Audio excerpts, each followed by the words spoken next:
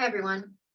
Congratulations on completing speech 1. You are a third of the way through your speech requirements for this course.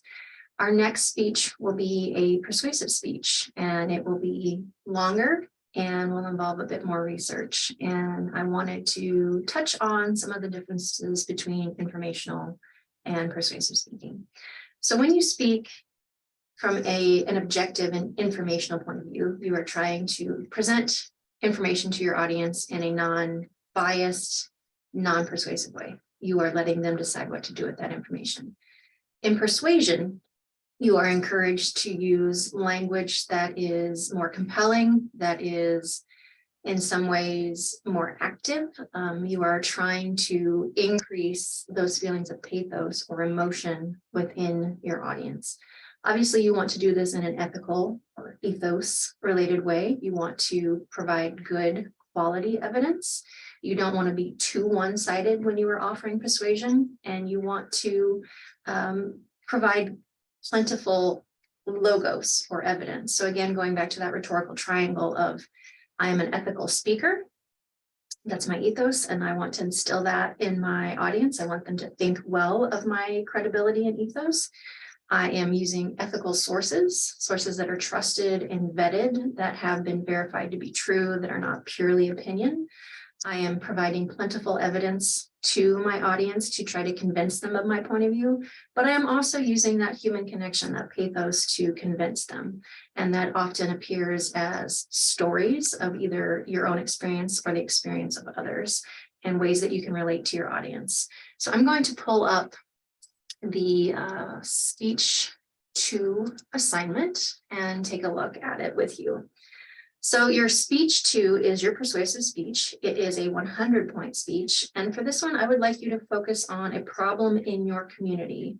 So hometown, wherever hometown is, college campus, Western or Western Wisconsin, Southeast Minnesota, Northeast Iowa, or if you're in a completely different location, because this is an online course, wherever you're located.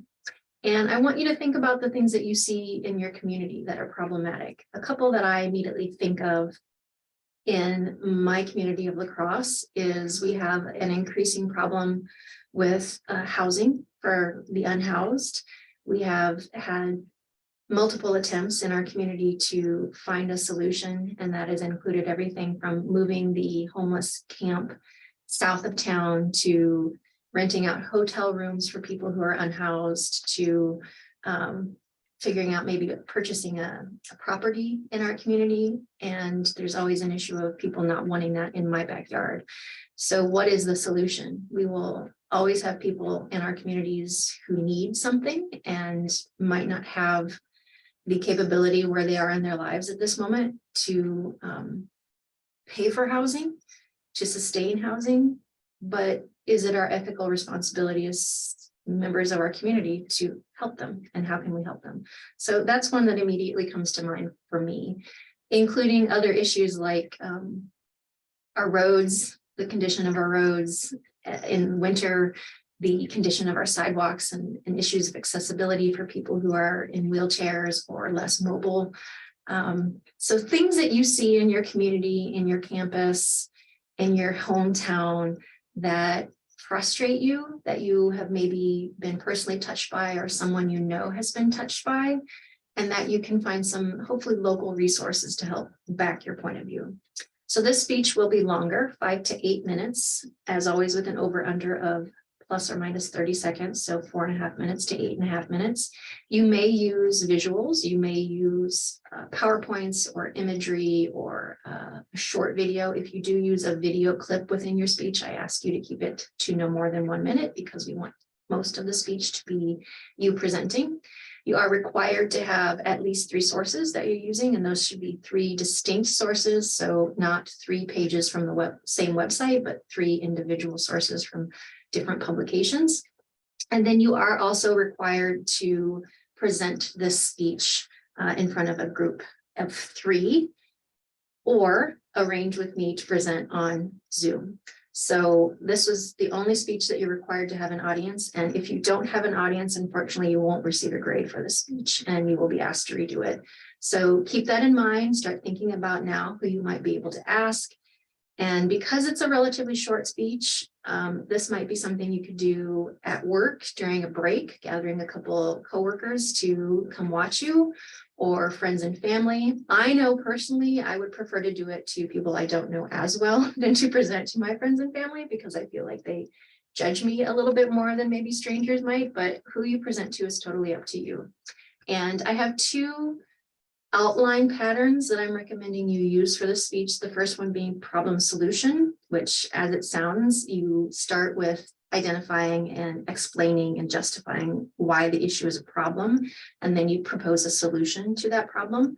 And then Monroe's motivated sequence, which is a 5-step outline that is built specifically for persuasive speeches. So there are outline templates of both of these on Blackboard, and I encourage you to take a look at those and familiarize yourself with those steps. They give you a nice structure to build your speech around, and they ask you to do things like visualize the problem and then just satisfy your audience and then gratify them with your solution. These are speech patterns that many politicians use because they are primarily trying to address our societal problems, and we vote for them because we think they have a solution or an approach to a solution that we think is good. Again, your sources are 3 or more, and you should be finding sources that are newer, especially when you're dealing with community issues. Things change, they change frequently. Technology and societal norms affects how we approach problems. So try to find sources that are within the last 20 years. Find credible sources, so avoiding blogs, wikis, opinion pieces, finding good information. This might be a place to start in your local newspaper's website, seeing what people are talking about, writing about, or talking to friends and family in your community to see what their everyday issues are. And I would encourage you to be hesitant about selecting some of the topics that are very commonly addressed in speeches, and those include things like abortion, euthanasia, death penalty, and marijuana usage. These are topics you can pursue if you're very passionate about them, but they tend to be ones that everyone gravitates to. And so I don't want to see 15 speeches on the death penalty or 15 speeches on marijuana. I would prefer that we have a nice diversity, and I would prefer it be something that, again, you have been personally touched by, someone you know has been personally touched by, and that you're seeing in your community. Obviously, all of those issues are affecting us still. We have connections to those. So if you can make a case for it, do so. The other thing I would caution you against is using religion as a source for your opinion, because religious texts are not scholarly text. So I want you, whatever you argue, to base that argument in fact, in logic and evidence, and be able to try to not preach to us about an issue that you feel strongly about, but to be able to provide solid reasoning and evidence for why we should see something from your point of view. It is not enough for you to have a strong opinion on a topic. It needs to come with proof, and it needs to come with other people's validation about that opinion. So don't look at this as a way to get on the pulpit and preach about your hot button issues, but a way to thoughtfully have your audience members think about an issue that maybe they were opposed to or didn't know a lot about, and then have them understand that issue and maybe start to think about changing their belief or their opinion about it. Persuasive speeches are the hardest types of speeches to do because it is hard to change other people's values, attitudes, and actions. And that is essentially what you're trying to do. And sometimes the best you can hope for from a persuasive speech is to plant a seed that someone will germinate, and it will grow over months or years, and they will eventually change their mind on that topic. I have had topics like that I had strong beliefs about when I went to college, and 25 years later, my beliefs have changed based on my life experience and people I've come in contact with. So when you're persuasive speaking, don't imagine that your speech is going to be the thing that enacts the change, but it could be the seed that is planted. So keep that in mind. I am going to be asking you to contribute to a discussion board where you propose some ideas and get some thoughts from your classmates about what's appropriate, what's not appropriate. Again, I would also steer you away from too easy of topics. Topics that are too easy are things like everybody should exercise or everybody should wear their seatbelt. These are topics that aren't really arguable anymore, oftentimes because wearing a seatbelt is required by law.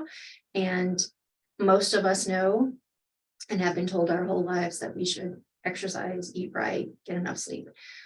You might instead think about a different approach to those things, whether it is a way to persuade people to try, like for instance, right now I'm taking hot yoga. Hot yoga is not for everybody. It is an exercise that completely depletes me every time I do it, but there are certain benefits to it. So maybe you are trying to convince us to try a certain technique or revisit the way we do things because what we have been doing is harmful to the.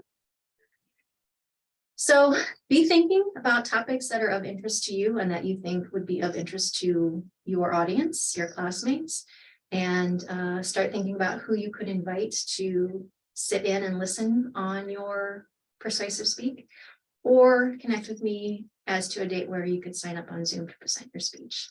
So that is a brief intro to persuasive speaking. Again, congrats on speech 1. Start thinking about speech 2. And if you have any questions, as always, please don't hesitate to share them with me. Take care.